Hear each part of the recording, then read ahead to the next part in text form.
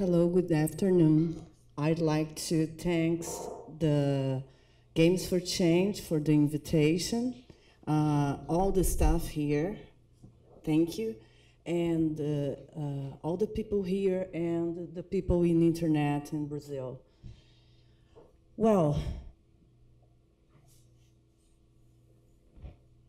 talking about the environmental of digital games in Brazil, it's a little bit hard.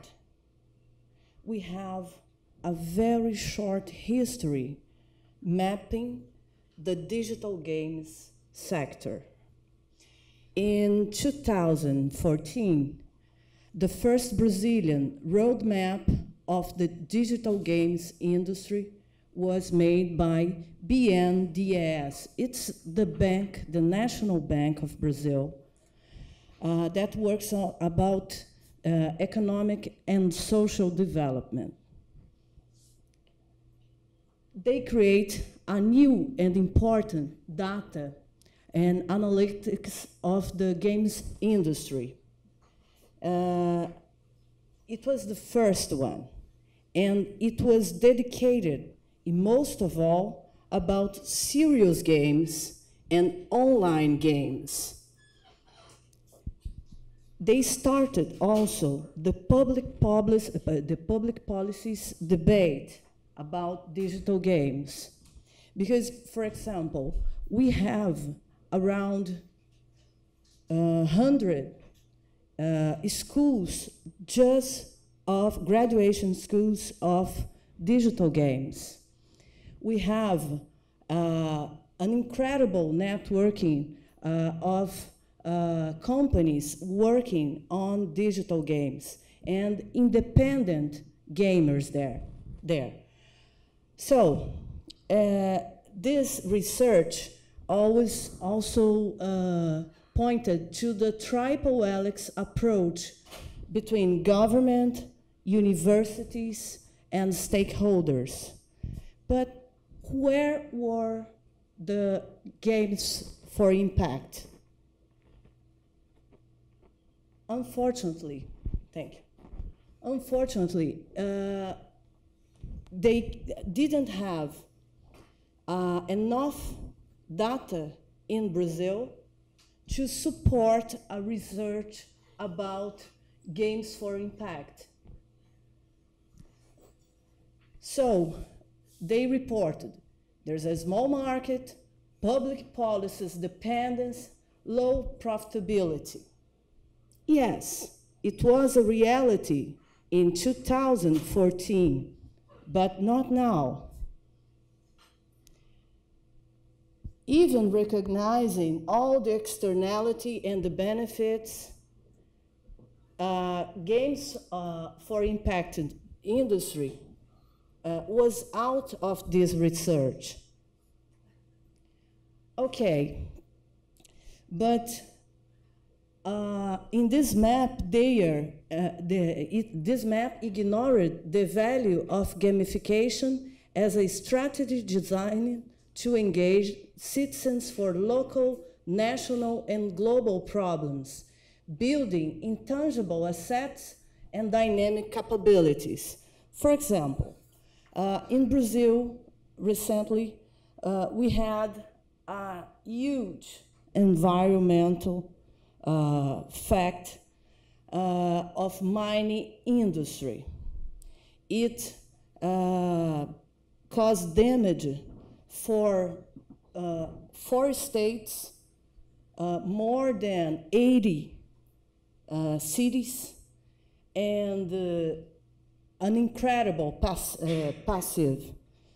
Okay, and these companies, they are involved to change their responsibility, investing in different frameworks to achieve different publics and find other opportunities to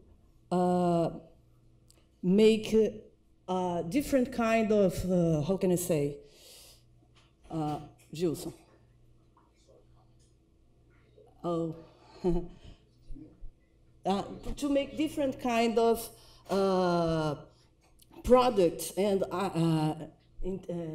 intangible assets in their frameworks. So, agriculture industry in Brazil is investing a lot in publishing, even offering a lot of risks and a dragger time in São Paulo for a long time. And now they are interested in investing in games to achieve a different kind of public, which means the market that the National Bank taught isn't just between the industry of games, but it's outside the industry of games, okay? For any organization, companies, associations, unions, political parties, etc., interested in games with impact as an intangible asset. And the universities have an important protagonism to promote networking and synergies, based in legal and tax and intellectual property incentives. There is a law called the Law of Goods in Brazil since 2005 to support technology, innovation, and R&D in Brazil. It's a very important framework, institutional framework, and but it needs to it needs the university approach to achieve all these results that the law considering the benefits, okay? And the uniqueness of Brazilian culture is that local and national issues and demands are closer to the universities. We have, for example, more than 2,000 universities between public and private in Brazil, researching about social issues. So it's a huge window of opportunity to achieve the Brazilian market, and looking at the Brazilian market of digital games, not as just in the gamer network, but in other networks, okay? Thank you. I invite you. Thank you. Thank you, Juliana. Well, the last part of our presentation will be a talk by Diego Lombo Machado. Diego has been really a very engaged activist in the Games for Change movement in Brazil. He's been an undergraduate student at the Department of Film, Radio, and TV at the School of Communication and Arts. We have been working in different projects. He's also helping us with the Purposyum project, but as his closing project as an undergraduate student at the university, he created this wonderful project, and I'll leave it to him to share with you the details and the design ideas that are in this project. Thank you, Diego, also for coming to New York with us. Thank you, Gilson. So, I'm here to talk about 1968 Maria Antônia, which is a developing proof of concept demo for a point-and-click branching narrative adventure game about the student clashes in São Paulo during the rebellions of 1968. Brazil had Brazil had a complicated history with fascism not too long ago. We got through over 20 years of a military dictatorship. 4 years after it had started, the tensions were held high with strong ideologies pro and against the repression, especially in two universities that happened to be located facing each other in the street of Maria Antônia in São Paulo, which were Mackenzie and the University of São Paulo, USP, which is where I'm from. On October the 3rd of 1968, the conflict between students of those two universities with those opposing ideologies clashed in a massive street battle that came to be known as the Battle of Maria Antonia. The leftist USP students suffered the most, with one registered death, the burning of their building, and the following reinforcement of ever stronger authoritarian policies by the military government. But the voice of a large sector of young people who would not stand by the regime still made itself heard, and their initiative kept going on as resistance movements throughout the 70s, until eventually they managed to stop the regime. Those memories are still being revived to this day, and there is a lot to explore in many different mediums. But I chose to explore this through the language of gaming. You can go to the next one. Because it's a way for my generation to go beyond seeing and hearing about the tensions and dilemmas that had to be dealt with constantly at the time, and the chance for them to actually try to experience what it would be like to live through those clashes. We intend to do this by making the player character go through several different scenarios with choices that allude to the political, cultural, and behavioral issues of those times, touching on subjects such as insurgents, gender, sexuality, race, and the academic authoritarian structures as delusionary as family, bourgeois tastes and ideologies. We now face a very poignant moment in Brazilian social history because, as in other parts of the world, conservative waves are making a comeback, this time administering violence in more subtle ways. Present times call for historical and ideological literacy. Our project is only a proof of concept for now. As Gilson said, it's my final work in the university so I can graduate, but we intend on expanding it into a full-fledged game. Plus, since we are on the 50th anniversary of the 68 spirit, as you would call it, it would be very compelling to engage with game developers of other countries that went through protests to expand this idea into a worldwide anthology of different game styles regarding historical memories that are still shaping contemporary conflicts and issues. And being a game that fits into the mobilization of education for justice, we already have associations planned with the Czech Republic in Prague. But we are still looking for other game developers across the world that went through those moments and that would like to share those historic moments with us in similar games. That's my part done. Closing thoughts, Gilson? Thank you very much. A round of applause, please. Thank you. Thank you. Yeah, thank you. I think we have a few minutes for Q&A, so feel free to ask questions and also, of course, talk with us outside. And please say your names so that we can identify you. And don't forget to write down your emails and country, etc. in the paper, please.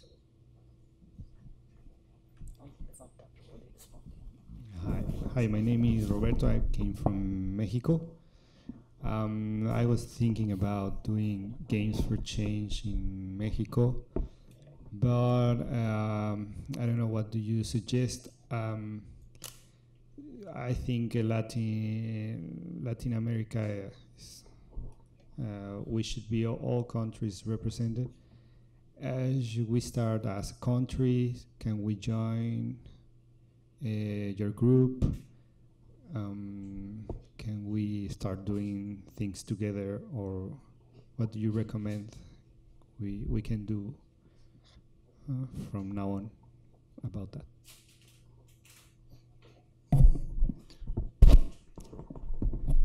Okay, comentar? No, I'm cool.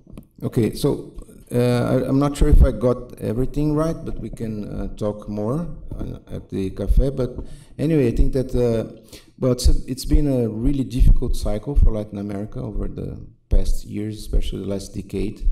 And of course, it's not easy in Brazil, as well as in Chile, Argentina, and Mexico. The issue of violence is also very present in the daily experience of all the communities in Mexico. So I just would like you to maybe rephrase so that I can get more to the point. Yeah, I want to do Games for Change in Mexico, like a group or an association, or like the work you're doing in Brazil.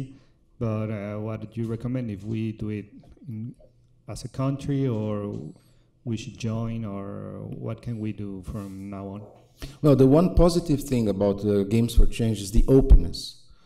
So the headquarters here in New York, they are really open to very creative strategies. So I think there is not one determined, unique approach to setting up a Games for Change, let's say, chapter in a country. We've been trying to go beyond Brazil. It's not been easy. Before the crisis, we had some participation from Chile, from Argentina. Now we are very much close to Colombia. But basically, there's not a model for that. I think it's an open challenge, and we can do it together. That's the idea, that we work on this network. But of course, each local reality and local culture has its own characteristics. What we perceive as very important strategically is that you set up the community connected to the university, as Juliana was mentioning, because that's how you can double fundraising strategies, both with social organizations or even in the market. You can double that with research funding and support for university activities and the connection between the private sector and the universities. So I think that this is a general model that is known as the triple helix, that engages the university in mediation and building up connections and networks with the private sector, with civil society, with governmental agencies. So I think that maybe universities are one of the last islands of, let's say, missionary culture, in a sense, because it's really the university is an institution that is aiming at the truth, is aiming at doing research, is aiming at being critical. And this is an aiming, of course, at doing research and development that can be also useful for social entities as well as for companies. So I think that the triple helix model, so to speak, is a trend. Networking with all these stakeholders, but without a previous model or formula. I mean, let's talk about it and see how we can connect with you and the groups you are working with. And of course, there are great universities in Mexico. And we are really willing to bring people from Mexico because, as you know, we all know, the killing of students in Mexico in 1968 was one of the deadliest and most terrible episodes of the 68 so-called spirit. So we are really looking forward to talking more with you and finding how we can share some of the issues that Diego is working on and bring people from Paris, from Prague, from Mexico, from Berkeley, wherever there are people either with memories of those times or young people that are willing to deal with these ideological and political issues, but overcome the Manichaeist right-left extreme hate speech that we are living today. And this is how this game connects also to the UNODC project, because gaming, the gameplay and gamification as a means to overcome repression and hate speech is really part of the challenge. And the key word is welcome, okay? Remember that we have the Games for Change Latin America on December. Tell them. Yeah, that's important. We connect for the September, October, November game jams. We're going to do online game jams as well. So that in December, from the 10th to the 18th, we'll bring all the results of the game jams online. Those who can come to São Paulo or to Rio de Janeiro, of course, are even more welcome, but we know that's difficult for economic reasons, of course. So we are organizing this network of online game jams from September to November, and as well as the festival itself will be streamed, and there will be cooperation groups for a game jam to take place during the festival as well. It's a place to share, and we are open to share. This is the most important. Besides that, the project Purposyum already has other partners from Colombia, from Paris, Mozambique, and we are open, we are open. Bienvenido. Bienvenido. Not in Monday, right? He was first. Oh, yeah, sure. Hey, okay.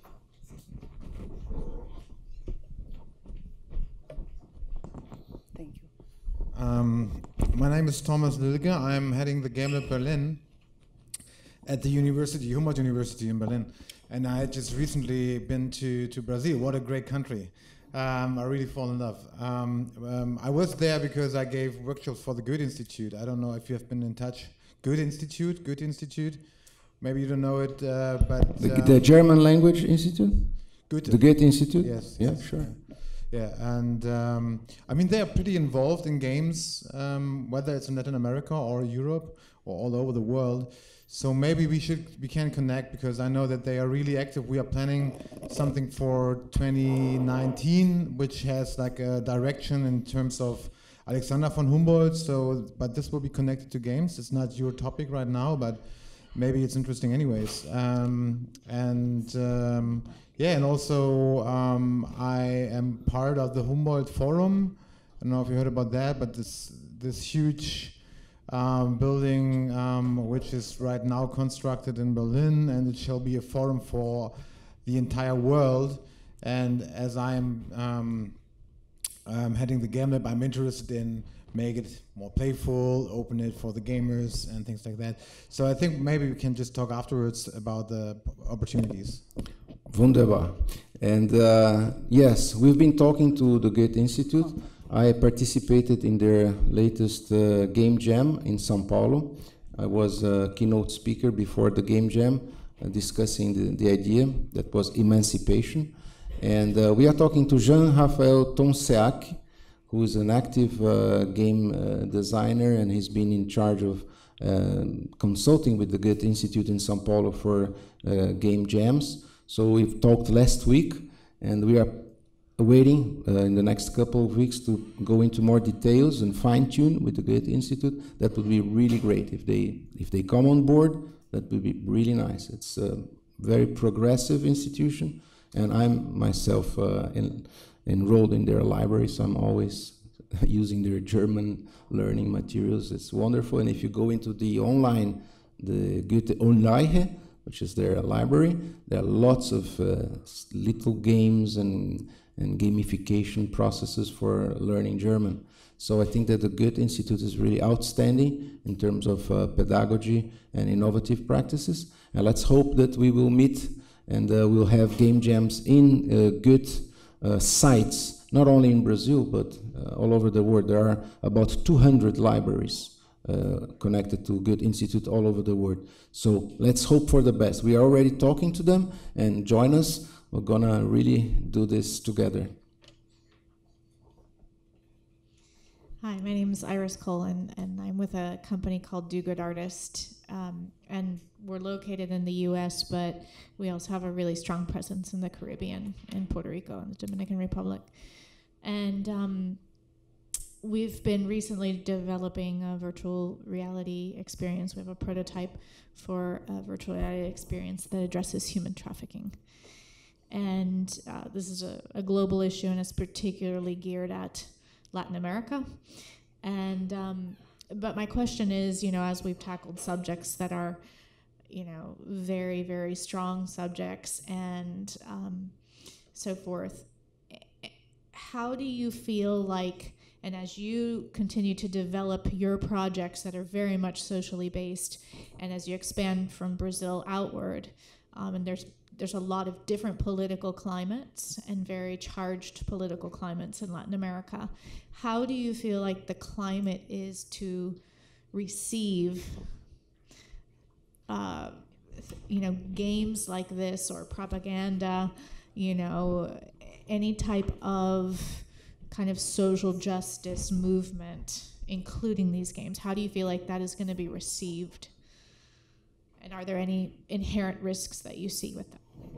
Well, I see a lot of risks, and I'll let my colleagues also share their views on this challenge and the risks that are associated to it. In Brazil, we are now, I think, almost 3 months after the killing of Marielle, for instance. There's no clue about who did that, for what reasons. And there are so many young people and leaders that are being killed by militia, by the policemen, by violence, by daily violence, gender violence, and all that. So to enter this territory with a playful attitude is, bring desperation to what is already an emergential or an emergence.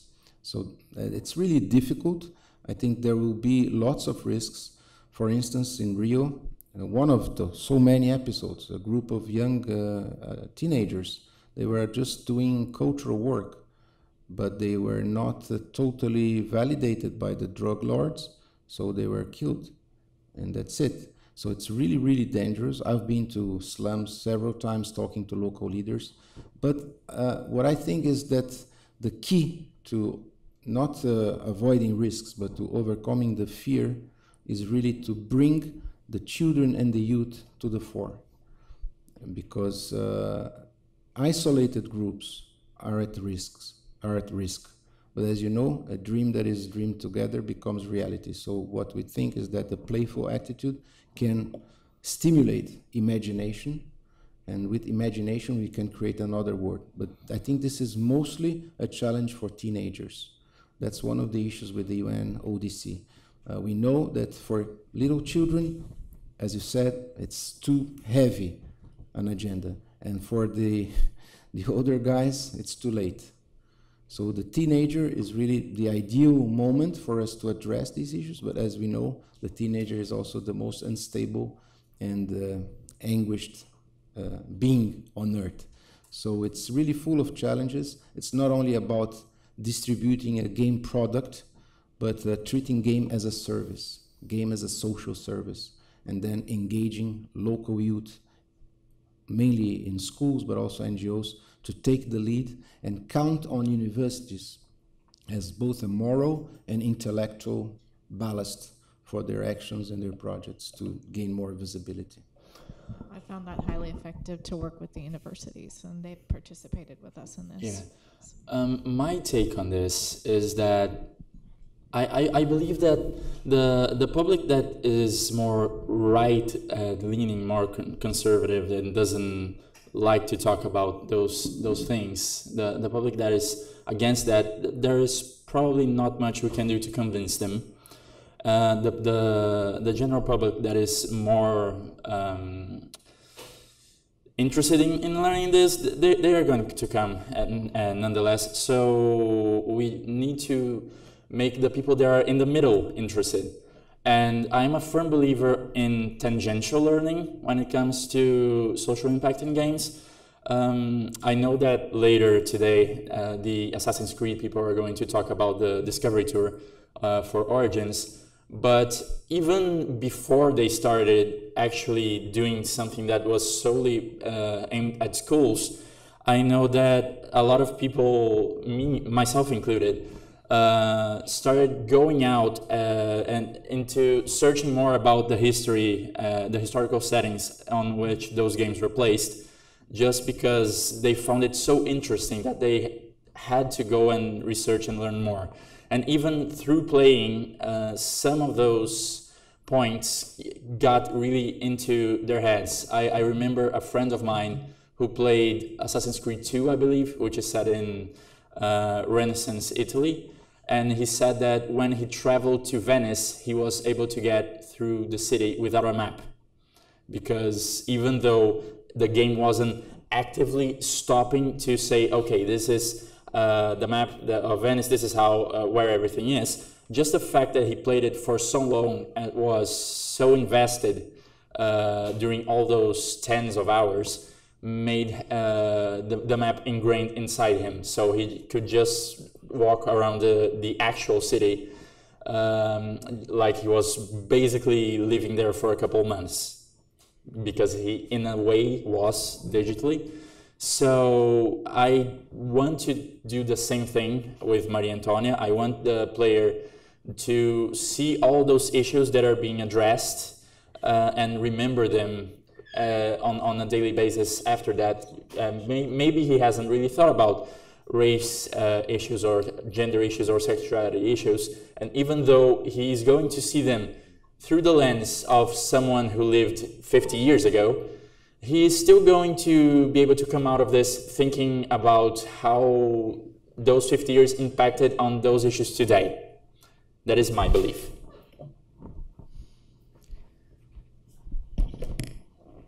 Gilson told me to talk a little bit about the reality of the part in Rio where is my university, the rural university. Well, we have there less than 1% of potable water.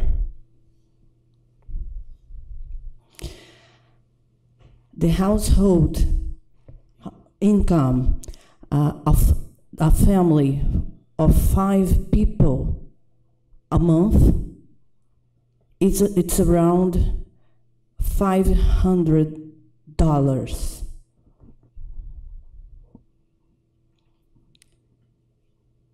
In my university, we have the first generation of the family graduation at the university.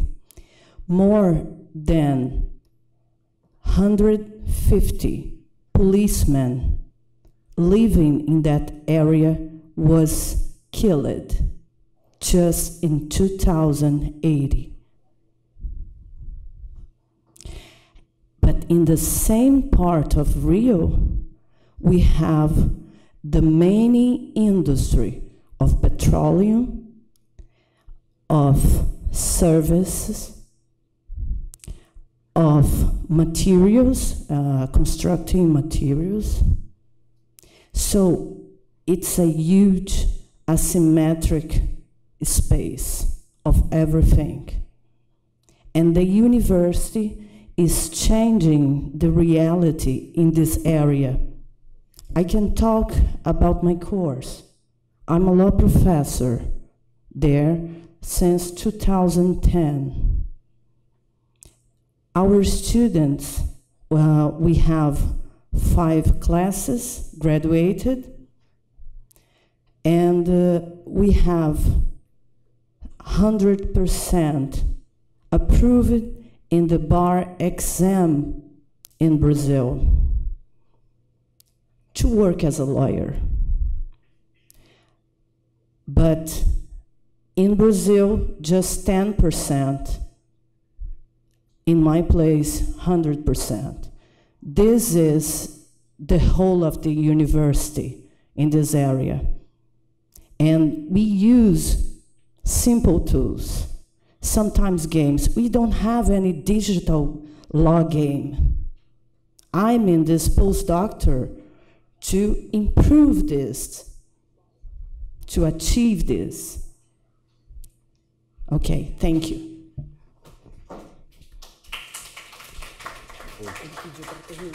Okay, we ran out of time. Thank you very much. Thank you, Juliana and Diego. And let's keep our conversation going on. We still have a couple of days here with Games for Change. Feel free to, just schedule a conversation. And whoever wants to take a picture with us, just come to the front before we leave. Thank you. Thank you very much. Thank you very much.